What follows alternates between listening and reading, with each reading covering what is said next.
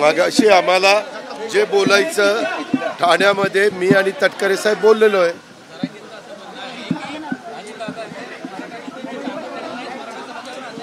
ठीक आहे, मला माझं माहिती आहे मी काय काम करतो ते. मला दुसऱ्यांनी कोणी पावती देण्याचं कारण आहे. मी माझा खंबीर आहे काम करायला आणि गेले 32 वर्ष मी काय करतोय हे सर्वांना माहिती आहे. मी सर्व जाती धर्माची कामं करत असतो.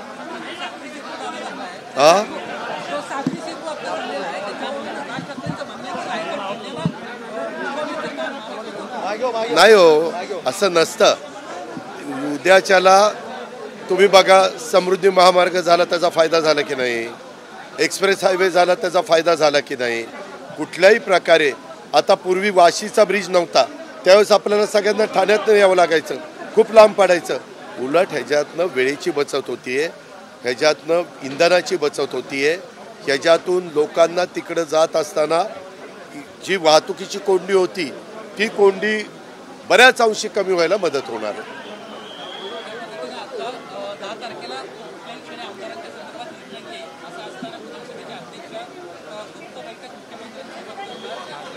मला त्याबद्दलचे माहीत नाही. मी माझं काम करत असतो. मी कामाला महत्त्व देणारा कार्यकर्ता आहे. ह्या प्रत्येक गोष्टीवर बारकाईनं लक्ष ठेवण्याचं माझं काम नाही. राज्यातल्या विकासाच्या करता लक्ष ठेवणं माझं काम आहे. राज्यातल्या समस्या सोडवणं हे माझं काम आहे. आणि लोकांच्या अडीअडचणी ज्या असतील त्याच्यामध्ये लक्ष घालून त्याच्यातून कसा मार्ग काढता येईल ह्याच्याकडे मी प्राधान्याने लक्ष देत असतो.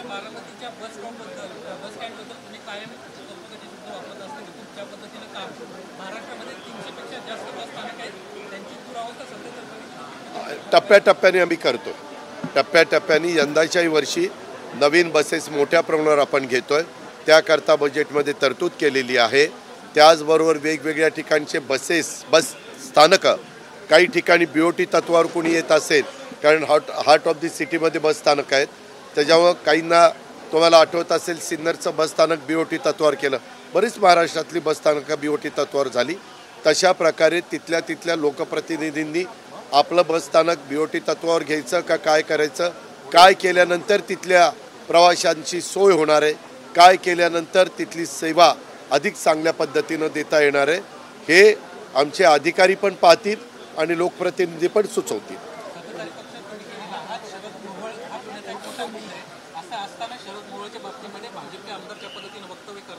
काय मी तशा प्रकारचं हो का, वेगवेगळ्या पक्षाच्या आमदारांनी काय वक्तव्य करायचं हा त्यांचा अधिकार आहे. मी ह्या मताचा आहे, जो कोणी कायदा सुव्यवस्था बिघडवण्याचं काम करत असेल, कायदा हातात घेण्याचं काम करत असेल, तर बाबासाहेब आंबेडकरांनी दिलेल्या संविधानाचा आदर करून हे कदापि कुठल्याही सरकारने खपून घेता कामा नये, हे माझे स्पष्ट भूमिका आहे.